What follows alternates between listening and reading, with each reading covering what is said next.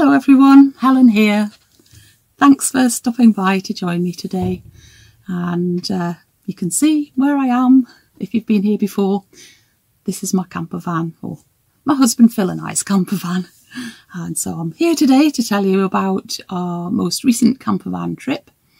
I just have a quick apology to make first of all, that some of the video might be a little bit shakier than usual, because normally if we're driving along and or I'm walking along videoing, then I use my phone camera, and I have my phone attached to this little contraption called a gimbal, which irons out lots of the lumps and bumps.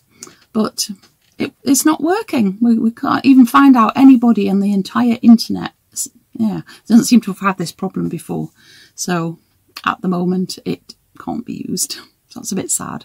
Anyway, hopefully it's not too bad. You're not going to feel too seasick or anything.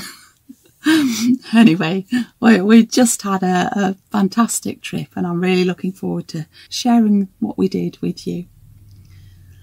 So let's make a start. Like a couple of our previous trips that we've made, we actually set off on an evening, we went on a Thursday evening, so that at least we felt like we were on our way, even though we didn't go a great distance before bedtime. We set off along the Wear Valley, and the River Wear is our local river, the one that runs through the middle of Durham. And we travelled through the small market town of Stanhope, and then headed up onto the moors of the North Pennines to look for a place to stop for the night. And we chose an off-road place near a tiny little village called Rookup, with views all around us and a few friendly sheep to keep us company. The weather was very calm, so it didn't really matter that we had no shelter, and it was really, really lovely to have the open countryside all around us. In the morning it was pleasantly mild, and we were able to sit with the side of the van open while we ate our breakfast, and I even had time for a bit of knitting before we set off again. We continued our way along the Wear Valley and paused for a while to take a better look at an old lead mine. The Wear Valley was once full of mines for obtaining lead and silver, fluorspar and ironstone, and it's thought that mining began from at least the 12th century, if not earlier. Here at Groverake, lead ore was mined between the 17th and 19th centuries. It closed and then it reopened in the 20th century to mine fluorspar, which had become important to the steel and chemical industry, and it actually stayed open until 1999. We continued on into Northumberland, passing through several lovely little villages, such as Allen Heads and Nenthead and Alston, all places worth visiting in their own right.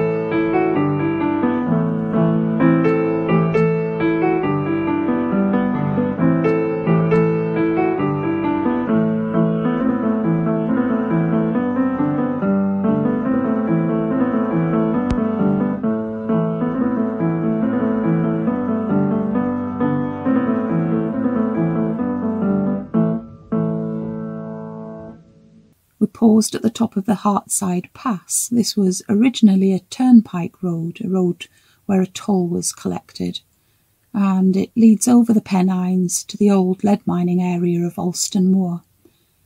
And we admired the wide views north across the Solway Firth and towards Scotland, and really enjoyed our drive down through the very windy roads of the pass.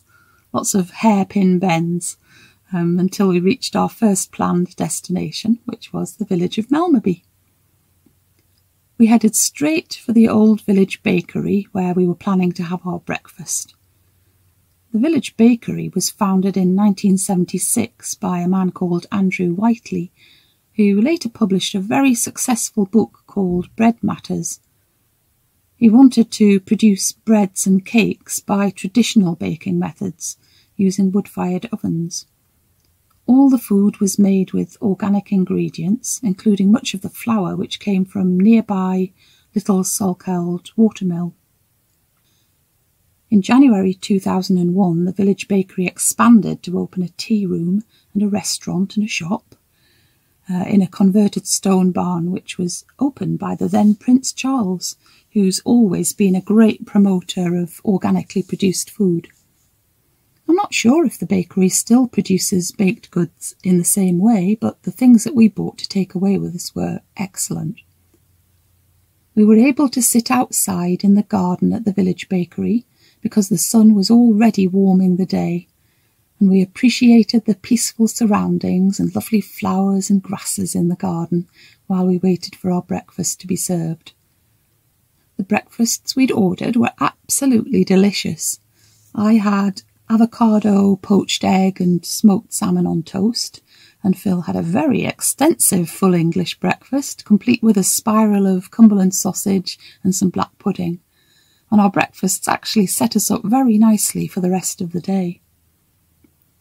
We took a little stroll around the village after we'd eaten. The village consists of some very attractive red sandstone buildings that overlook an 11-acre green, where the villagers actually still have traditional grazing rights and sometimes graze their horses there. At one time, though, the village green was inhabited by flocks of geese, whose feathers were used for the cottage industry that produced feather pillows and mattresses. We saw some lovely little cottages, and one particularly interesting house that seemed to have a church tower incorporated into it. Setting off again, we drove to the nearest town of Penrith and paused there for a while.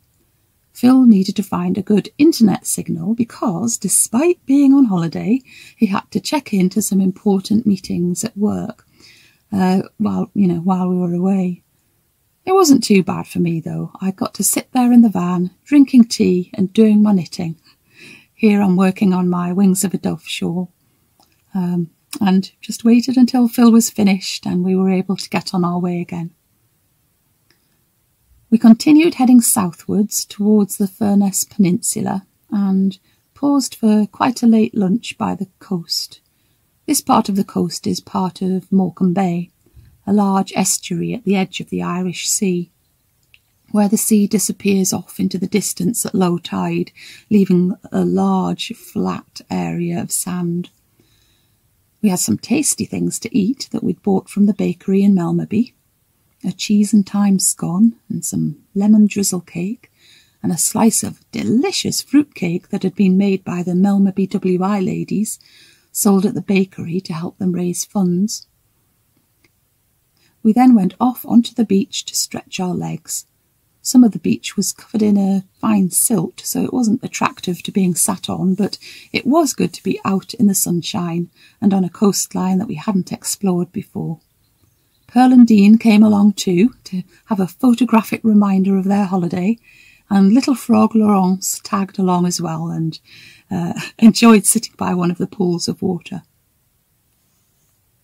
Our ultimate destination for that day was Walney Island, which lies roughly north-south off the edge of the Furness Peninsula. Walney is now part of Barrow in Furness, but it was very rural until the growth of industry in Barrow in the 19th century. We crossed the Walney Channel on the Jubilee Bridge, which was built in 1908, and before that a ferry was in operation. A town for the growing number of workers in Barrow called Vickerstown, named after the large Vickers shipyard, was built on the island in 1898, resulting in a large increase in the population of the island. And today, its nature reserves at each end of the island, as well as some of the very nice beaches, continue to make it a popular leisure destination. We spotted an ice cream van as we went along, so we stopped to indulge in a little treat and to have a little wander round. And then we continued on our way with the intention of visiting the nature reserve in the south of the island. But we got there and found that it was closed. We hadn't realised that it was the kind of nature reserve that could only be visited at certain times. So all we could do was to turn around and go back the way we came. And we stopped in a little seashore car park, where I had a little stroll along the pebbly seashore while Phil was in another meeting.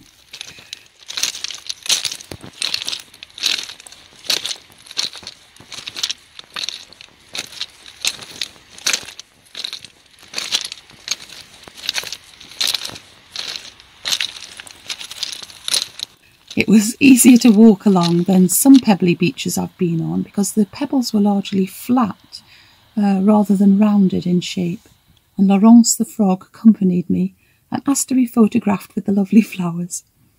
I took a lot of photos of wildflowers while we were away, and I'll show you that a bit later. We then found a place by the sand dunes to stop for the night. We weren't really hungry at all. I think our breakfasts in Melmaby had really filled us up. So we put the kettle on for tea and just had some of the delicious onion bread that we'd bought in the bakery that morning, with some cheese, and we had a bit more fruitcake as well. Before long the sun was setting and we settled down for the night.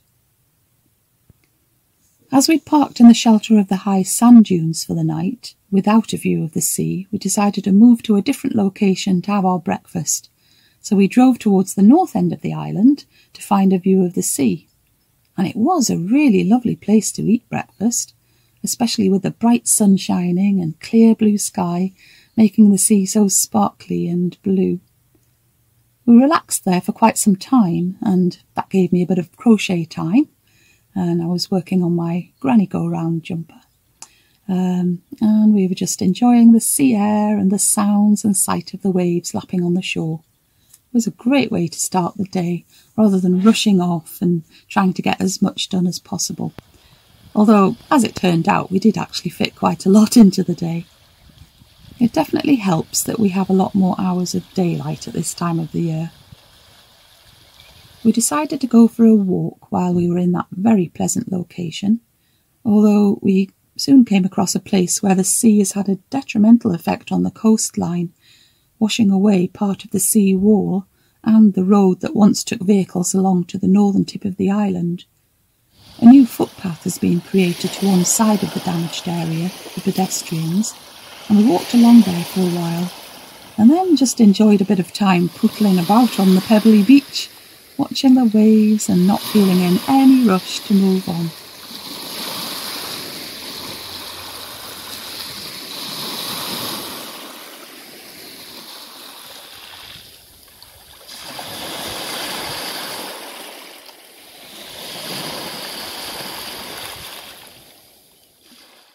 Well, eventually we tore ourselves away from the seashore and drove a short distance into the town of Barrow in Furness, because we were planning to visit the Dock Museum.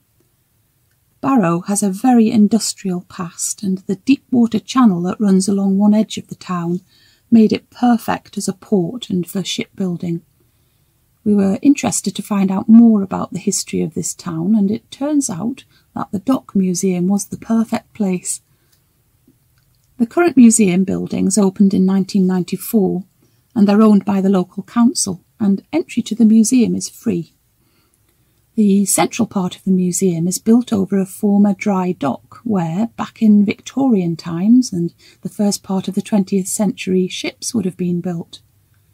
I felt that it being built over this dry dock gave the museum a real connection with the past, the old and the new side by side in a very meaningful way. There are 4 floors of exhibits that fit inside this deep dock, connected by stairs that have quite an industrial feel. However, it's not just a museum about docks and shipbuilding, although that is a major part of the town's history, but it includes a more general history and prehistory of Barrow and its inhabitants. We popped into the cafe first of all, which is a very pleasant space. I love that big stained glass window. And whilst in there, we read a bit about the history of Walney Island. There was a photo of the old ferry that used to take workers from Walney to Barrow, and there were photos of the bridge that replaced the ferry in 1908, making things a bit easier for the workers to get to and from work each day. There was quite a lot of information about the influential people who turned Barrow from a quiet, remote village in the countryside to one of the fastest growing towns in Victorian England and becoming a significant industrial town. 3 businessmen were crucial to Barrow's success. The Duke of Devonshire, who invested a lot of money in the town, Sir James Ramsden, who ran the Furness Railway that was so important for transporting goods, and Henry Schneider, who led the way in Barrow's iron and steel industry. It was also interesting to find out more about the lives of the ordinary men and women of the town, and I loved it that with some modern technology you could become part of some of the old photos on display. If you stood on a particular spot on the floor, you were magically inserted into the photos that were being projected onto the museum wall. Unfortunately, I don't quite blend in as well as I might, since I wasn't wearing the right kind of clothing, but it was really fun to imagine standing there with those people and having a chat with them about what their lives were like. It really must have been quite grim living there, though, at the height of the industrial period. But unfortunately, Barrow has never quite lost its reputation for being a less than pleasant place to live. In actual fact, there's many grand red brick Victorian buildings in the town, and it seemed quite a nice place to us. It's just that Barrow doesn't appear to have set itself up as a tourist destination, but I'm sure it's got plenty to commend itself, and it's just hard to shake off a long-standing reputation. In the late 19th and early 20th centuries, Barrow was nicknamed the English Chicago because of the sudden and rapid growth in its industry and its economic standing and its overall size. Barrow is often also jokingly referred to as being at the end of the longest cul-de-sac in England because of its isolated location at the tip of the Furness Peninsula. All of the information that I read about the different industries that developed in Barrow was really well presented and much more interesting than I'd imagined. I've been in some museums about industrial history and haven't always been particularly engaged by what's there. The Barrow Dock Museum gave just enough information to keep me interested in the shipbuilding and iron and steel manufacture that took place, and I was really impressed with the audio-visual films that were on a whole range of topics associated with the town and its environs, and it was definitely one of my favourite parts of the exhibitions. Looking at other exhibits, I learnt about the models of the ships that were built by the joiners working at the shipyards in Barrow. I always get extra interested whenever joiners are mentioned because my dad was a joiner. And yeah, I saw information about the production of armaments and submarines and the kinds of jobs that workers in the town might have had. It was lovely to wander around the grounds of the museum too, to try and get a feel for what it might have been like when the town was at its industrial peak. Looking across the dry dock filled with water and the peaceful, clean surroundings made it really difficult to imagine the noise and dirt and bustling activity that once took place there and in the deep Walney Channel where huge ships would have been launched. The main industry of the town now is the design and manufacture of advanced submarine technology in the huge buildings that tower over not only the Dock Museum but the whole town.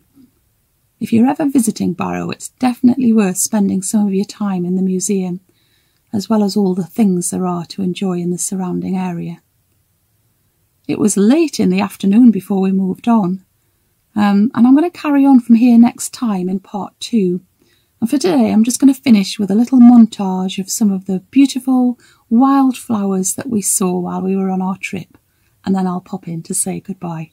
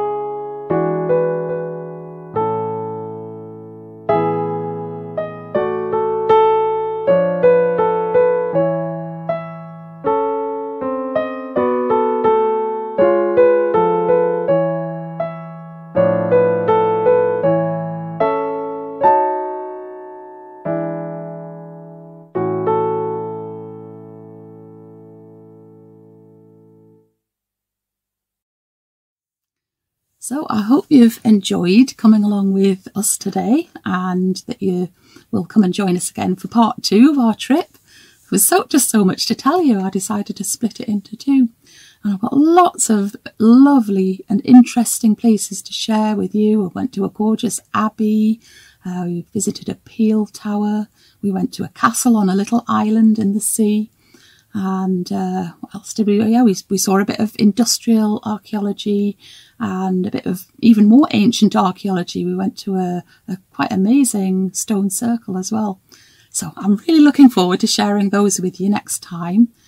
But until then, take good care of yourself, keep nice and busy, and I'll be back again very soon. Okay then, bye.